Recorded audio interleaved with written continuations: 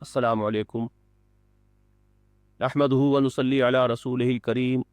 اما بعد فاعوذ باللہ من الشیطان الرجیم بسم اللہ الرحمن الرحیم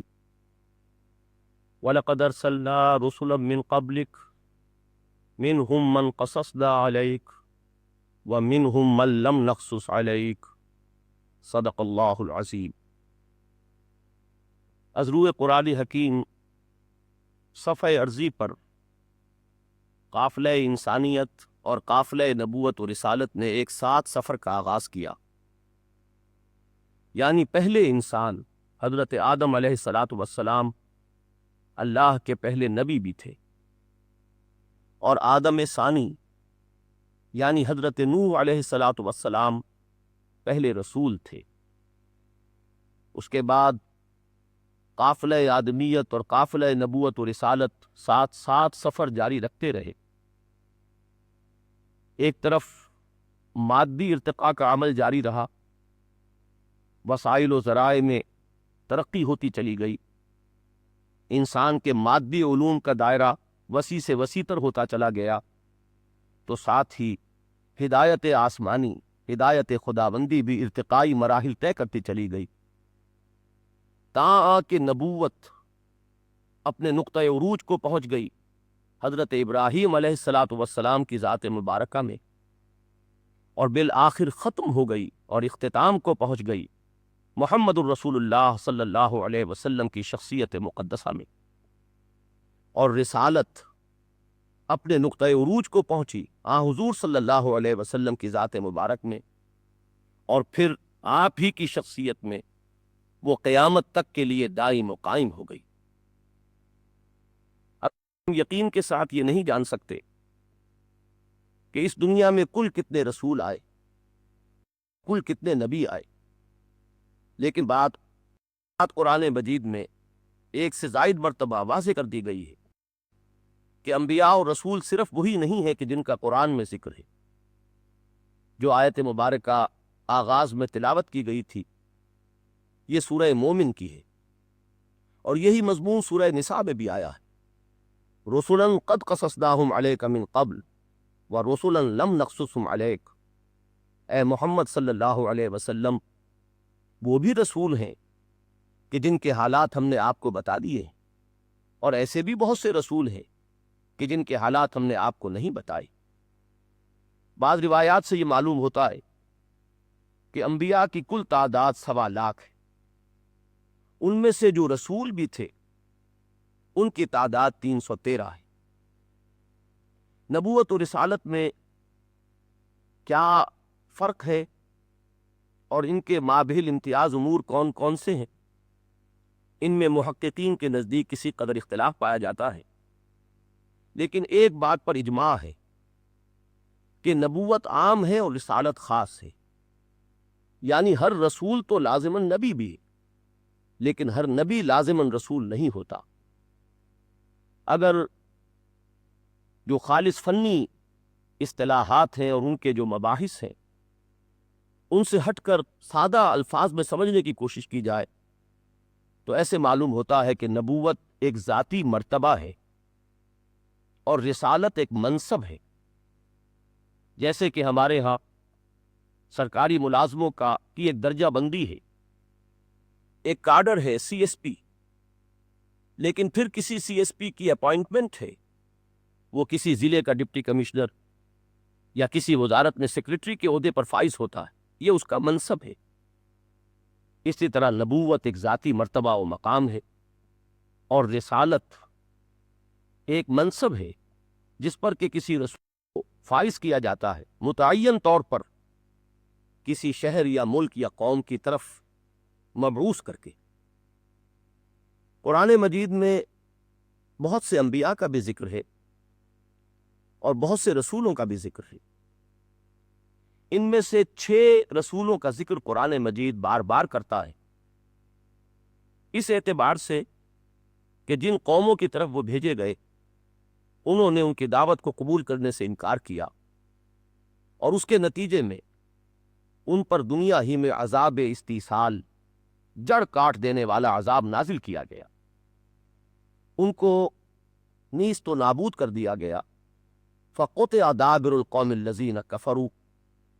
ان کی جڑ کاٹ دی گئی، ان کو نسیم منسیہ کر دیا گیا، جیسے کہ کوڑے کرکٹ کا ڈھیر ہو کہ اس کو آگ لگا کر ختم کر دیا جائے. یہ رسول جن کا ذکر بار بار آیا ہے سورہ اعراف میں، سورہ یونس میں، سورہ ہود میں، پھر سورہ شعراء میں، سورہ مومنون میں، اور بھی متعدد صورتوں میں، یہ ہے حضرت نوح علیہ الصلاۃ والسلام، حضرت ہود، حضرت صالح، حضرت لوط، حضرت شعیب اور حضرت موسیٰ علیہ الصلاۃ والسلام. اگر ذرا غور کیا جائے تو ایک تو ان بڑی عجیب تقسیم یہ نظر آتی ہے کہ 3 رسول حضرت ابراہیم علیہ السلام سے زمانہ ماقبل سے تعلق رکھتے ہیں، اور 3 کو زمانہ مابعد ابراہیم سے متعلق قرار دیا جا سکتا ہے. اگرچہ حضرت لوط علیہ السلام حضرت ابراہیم کے ہم عصر ہیں، لیکن چونکہ ان کے بھتیجے ہیں، ان سے چھوٹے ہیں، لہذا اس تقسیم میں انہیں حضرت ابراہیم علیہ السلام کے بعد شمار کیا جا سکتا ہے. گویا کہ انبیاء اور رسل کی تاریخ میں حضرت ابراہیم علیہ السلام کی شخصیت ایک مرکزی شخصیت کی حیثیت سے سامنے آتی ہے. ان کی 3 نسبتیں ہیں اور تینوں نہایت بلند. ایک جانب وہ خلیل اللہ ہیں، دوسری طرف وہ ابو الانبیاء ہیں، ان کی نسل سے سینکڑوں انبیاء و رسول اٹھے، یہاں تک کہ ہمارے رسول مقبول صلی اللہ علیہ وسلم بھی انہی کی نسل سے. پھر قرآن مجید انہیں امامت الناس کا منصب بھی ان کے لیے قرار دیتا ہے، انی جاعلک للناس اماما. تینوں نسبتیں نہایت عظیم ہیں، اور واقعہ یہ ہے کہ ایسے محسوس ہوتا ہے کہ مرتبہ نبوت کے اعتبار سے حضرت ابراہیم علیہ السلام بہت بلند مقام پر فائز ہے. آپ سے پہلے کہ جن 3 رسولوں کا ذکر قرآن مجید میں بار بار آیا ہے، ان کے حالات کو اگر بنظر غائر دیکھا جائے تو محسوس ہوتا ہے کہ ان کے ضمن میں صرف ایک ہی جرم کا ذکر ملتا ہے. ان کی قوموں کی ایک ہی گمراہی ہے جس پر کہ انہوں نے نکیر کی، جس پر انہوں نے روک ٹوک کی، جس سے باز آنے کی انہوں نے دعوت دی، اور وہ شرک ہے. اس کے علاوہ کوئی اور تمدنی، سماجی یا کسی اور طرح کی کسی بے راہ روی کا ذکر نہیں ملتا. معلوم ہوتا ہے کہ قوم نوح، قوم ہود اور قوم صالح کے زمانے تک ابھی انسانی تمدن اپنی ان ابتدائی سٹیجز میں تھا کہ جس میں گمراہی بس ایک شرک ہی کی صورت میں موجود تھی. اس کے علاوہ ابھی انسانی زندگی اور اس کے متعلقات اور دوسرے پہلو جو ہیں وہ ابھی کسی نہ کسی حد تک فطرت سے قریب تر واقع ہوئے تھے. یہی وجہ ہے کہ حضرت نوح، حضرت ہود، حضرت صالح علیہ الصلاۃ والسلام کی دعوت میں ایک ہی نقطہ نظر آتا ہے، یا قوم اعبدوا اللہ ما لکم من الہ غیرہ. اے میری قوم کے لوگو، اللہ کی بندگی کرو، صرف اللہ کی پرستش کرو، اس کی بندگی اور پرستش میں کسی کو اس کے ساتھ شریک نہ ٹھہراؤ،